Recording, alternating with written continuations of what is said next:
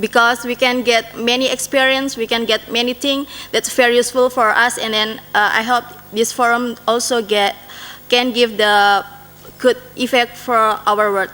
Thank you very much.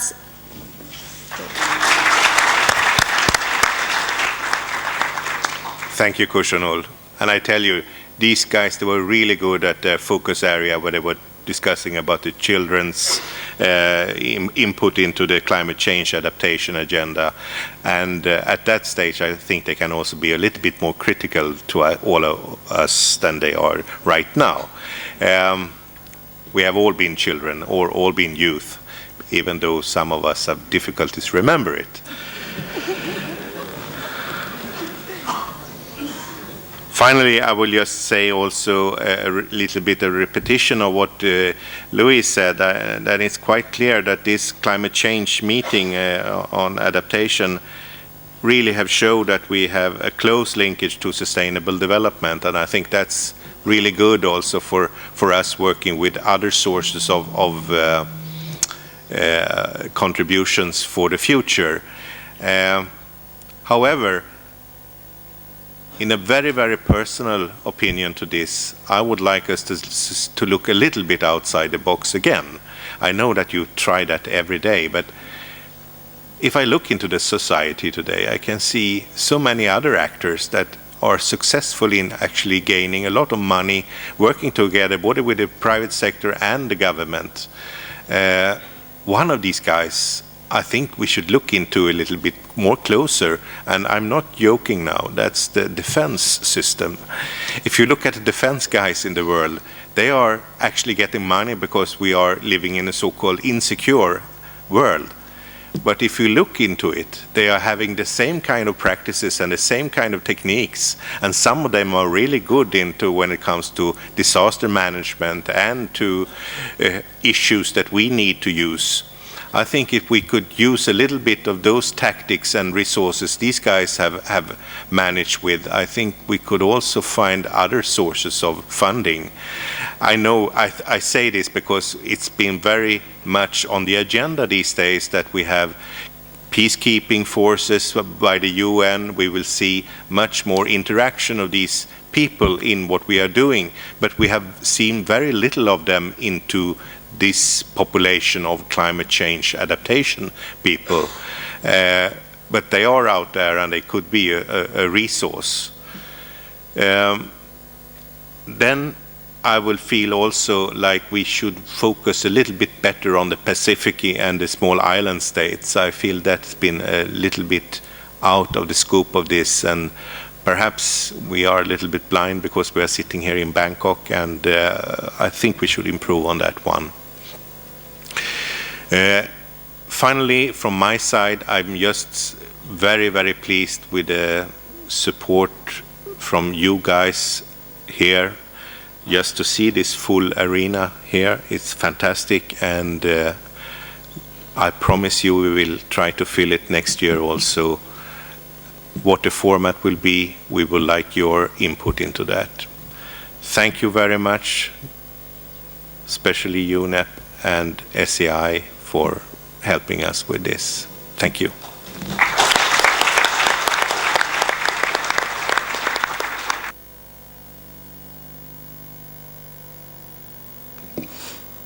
That was wonderful. Thank you, Dr. Anders, and young colleagues at the panel. That was really, really very useful way forward that you have shown us and what we should be doing next, and just some thoughts on what it should be like for the next year if we try on this kind of forum. Thank you very much. And without losing on time, may I now invite Mr. Mahesh Pradhan, Director for AIT UNEP RR-CAP, to share his thoughts, and of course thank you, all of you, and maybe thank you might not be enough for the participation and the thoughts that you have generated in this forum over the 2 days.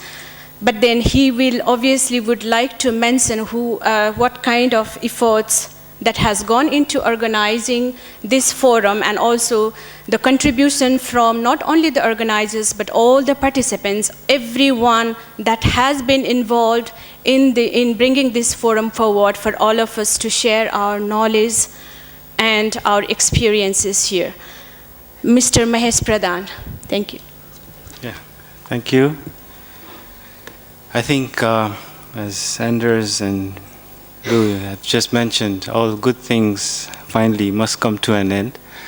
And before I get on to the vote of thanks, I just wanted to share with you a few statistics, murder by numbers. Yeah? In terms of the total participants, 549. From Central Asia, we had 5. From South Asia, 50. From Southeast Asia, 251. From Northeast Asia, 45. And from the South Pacific, not enough, but 16. So that is sort of the overall. We had 111 resource persons, so that included our keynote speakers, the moderators, the provocators, the panelists, the focus event speakers, so that's another group. We had 4 plenary sessions, we had 9 parallel sessions, we had 9 focus events, which I'm sure you found very interesting this afternoon, and of course 2 social events. Yeah? And in between all that, I think a lot of networking in the corridors, and of course for us at the Secretariat, many sleepless nights in preparing for this. A lot of, I think, effort went into this, and I was quite interested when some of the colleagues mentioned, like this was, some said this is the Adaptation Kumbh Mela. Yeah? I don't know if you are familiar, this is like a big gathering of one of those melas. So they said this is the Adaptation Kumbh Mela. Another group said it's like the Expo, so Adaptation Expo 2010. Better adaptation, better life. Yeah? And some of us even went further when I heard them say this is like a mini COP, given the number of people, an adaptation mini COP. Conference of parties. So it was quite interesting to see that level of participation. But I think there are a lot of people behind this, and to acknowledge each and every one of them is mission impossible. But I would just like to place on record a sincere thanks to all the partners. Again, numbers, 8 partners, starting of course with SENSA, UNEP, SEI, ADB, the Ministry of Environment, Japan, UNDP, and IGES, yeah? But, and this is just to take a few names in terms of the Secretariat who really worked hard. We have Satya, Rupa, Lekha, Hiromi, Paribesh, Kim, Fabio, Mami, and Nicolo. But there are some people that I'd really like to mention who, in fact, today is their last day with UNEP, so it's very special. The 2 S's, Sarina here, and Shirley there. Yeah? So they've been helping with Babu's support to prepare for this. And in addition to them, another group of young people who've helped us to make a difference. Robbie, especially, Dan, Danielle, Nick Keys, I think, who's voluntarily helped us with the summary out there. Daily summaries. Joel with the video, the live webcast. And we've had a number of student volunteers from AIT who've made this what it turned out to be. So I sincerely hope all of you found this refreshing and also exciting to meet so many different people. But we at the Secretariat want to make this a learning experience for us in terms of the organization, how can we improve. So there are plans to have an e-evaluation. Yeah? So we'll probably email you an evaluation form that you could perhaps give us your feedback, so we can then try to make the next one even better. And finally, I think before I say see you again at Adaptation Forum 2011, and to wish you safe travels, I remind you of the quotation of our Thai minister in the opening plenary. Yes, and I quote that, if you need to go fast, go alone. But if you need to go far, which we should go together. Yeah? And together, more than just the usual suspects, as Salim mentioned. There is a small farewell surprise for you, which I think will will be played now. This singer, Maya, who was supposed to be with us. She couldn't be with us in person, but she sent this all the way from Stockholm. And the song goes, "It's not all about the money."